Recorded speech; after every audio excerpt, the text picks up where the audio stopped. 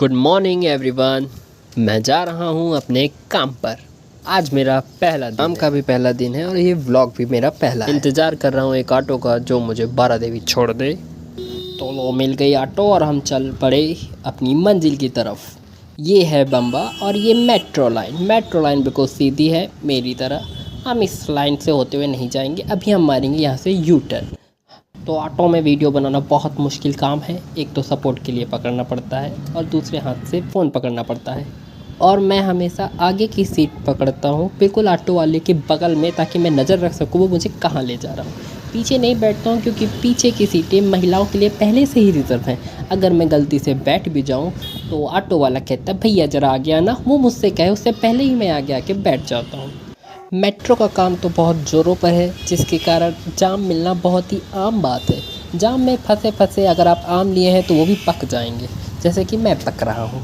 तो लुक बहुत इंपॉर्टेंट है दोस्तों, लुक बनाए रखें, भले कोई ना देख रहा हो, क्योंकि भगवान सबको देखता है तो मुझे भी ज़रूर देखेगा। और ये है नौबस्ता। यहाँ पे कोई बस्ता नहीं मिलता, फिर भी इसका नाम नौबस्ता ही है। और हमारा रथ नौबस्ता से होते हुए बारा देवी की ओर बढ़ रहा है। दिल्ली अब दूर नहीं दोस्तों, बल्कि बहुत दूर है। पता नहीं कितनी दूर है, क्योंकि मैं तो बारा देवी जा रहा हूँ। तो वो बिल्डिंग दिख रही होगी दोस्तों, वहाँ मेरा एक दोस्त रहता है जिसे मैं नहीं जानता। अगर मैं जानता होता तो मैं उस बिल्डिंग की छत पर चढ़कर देख लेता भंडारे कहाँ हो रहे हैं। और हम पहुँच चुके हैं बारा देवी और यही हमारी मंजिल है। तो हमारा रथ उतर चुका है दोस्तों और अब मुझे जाना है अफीम कोठी। वहाँ पर पहले अफीम बिकती थी और अब पता नहीं क्या बिकता है। इस मंदिर के पास ही मिलेगा हमारा मित्र, जिसने मुझे अपनी शरण पे लिया है। इस खोलती धूप में वो मुझे प्रतीक्षा करवा रहा है, पता नहीं मुझे कितनी देर उसकी राह तक नहीं। ओ आ गया। तो ये है मेरा मित्र। इस हॉट सीट पर बैठकर मुझे एक बात का यकीन तो हो गया है कि आने वाली पीढ़ी को शायद आने में दिक्कत हो सकती है, इसलिए कृपया पानी छौंक कर बैठे।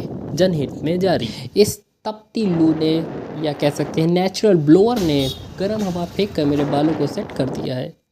और ये वही मार्केट है जिसे मैं नहीं जानता हूँ। अगर आप जानते हो तो मुझे ज़रूर बताएं। और ये है वो गुलदस्ता जिसके फूल गाय खा गई है। सो हम अपनी मंजिल के काफ़ी नज़दीक हैं। हम जा रहे हैं डायरेक्ट सागर मार्केट, क्योंकि सागर मार्केट में मेरे दोस्त की फ़ोन की एक शॉप है और वो मुझे रिपेयरिंग सिखाएगा। और हम फिर काटेंगे मंदिर का चक्कर। वो इसलिए क्योंकि जो शॉप का नाम है वो बालाजी के ही नाम पर है, तो रास्ते में पड़ने वाले किसी भी हनुमान मंदिर को नहीं छोड़ा जा सकता। अब हम आ चुके हैं बिल्कुल पास वाले मंदिर में। फिर मेरा मित्र अपने किए की माफ़ी मांगते हुए कि उसने कौन सी घड़ी में मुझे रिपेयरिंग सिखाने की बात को स्वीकार कर लिया। और अब बारी है दुकान को खोलने की। पहले ये एक ताला डालता था, जब से इसने मुझे दुकान दुका दी तब से 3 ताले डालने लगा है।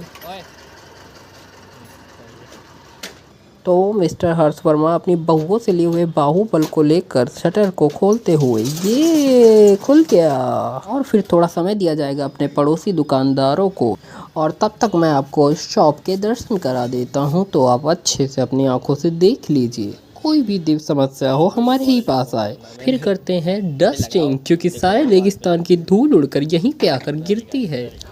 और मैं भी थोड़ा नाटक कर लूँ साफ सफाई का, वरना लोग क्या कहेंगे। वो जो भी कहें उनकी बातों को सीरियसली सुने और इग्नोर मारते। मैं बहुत अच्छे से इग्नोर करता हूँ लोगों को। तो धूल को कपड़ा मारकर हमने उसे गेट आउट बोल दिया है और अब रूम पूरी तरह से साफ हो चुका है। अब बारी है पूजा पाठ की, या पाठ पूजा, जो भी कहना चाहें। तो हमारे हर्ष वर्मा बहुत खुश लग रहे हैं शायद मेरी बातें सुनकर। जब तक उनका ध्यान पूजा पर है तब तक हम आपको ध्यान दिलाते हैं कि कैसा दिखता है हमारा शोरूम। आप कुछ भी देख सकते हैं, सब कुछ बहुत ही सटीक तरीके से रखा हुआ है।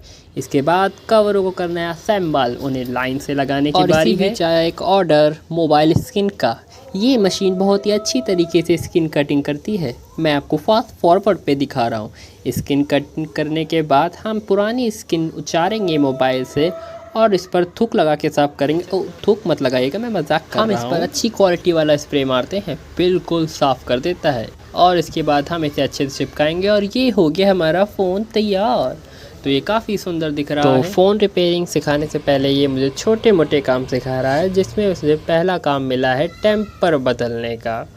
और टेम्पर के लिए हमारे पास कोई फ़ोन नहीं है, तो मुझे अपने ही फ़ोन का टेम्पर उतारना पड़ रहा है, जिसके लिए मुझे बहुत दुख हो रहा है। अभी पिछले साल ही तो डलवाया था इस पर, और वो भी पूरे 120 रुपये का, जबकि ये मात्र 50 रुपये में डाल देता है। अगर मुझे पहले पता होता तो मैं इसी से ही डलवाता। तो ये टेम्पर उतारने मुझे बहुत स्ट्रगल करनी पड़ रही है। इतनी स्ट्रगल में अगर मुंबई में करता तो मैं एक्टर बन जाता। स्ट्रगल को देखते हुए मेरी सहायता करने की सोची गई है। अब मुझे आसान तरीका बताया जाए कैसे उतारा जाता दिखता था। ये कोई तरीका है इतना खतरनाक? मेरा 120 रुपये वाला टेम्पर, अभी मुझे इसे 1 साल चलाना था, अब कुछ नहीं कर सकते। खैर कितना ही करते हैं, हम दूसरा टेम्पर डालेंगे, बिल्कुल डालेंगे। पहले साफ़ सफाई, बहुत ज़रूरी है साफ़ सफाई। तो फ़ोन की सीन को भी मैं ऐसे चमका दूंगा जैसे कोई आईना, बहुत अच्छी तरीके से साफ करूंगा, स्प्रे ख़त्म कर दूंगा, पर चमका कर छोड़ूंगा चाहे कुछ भी हो जाए।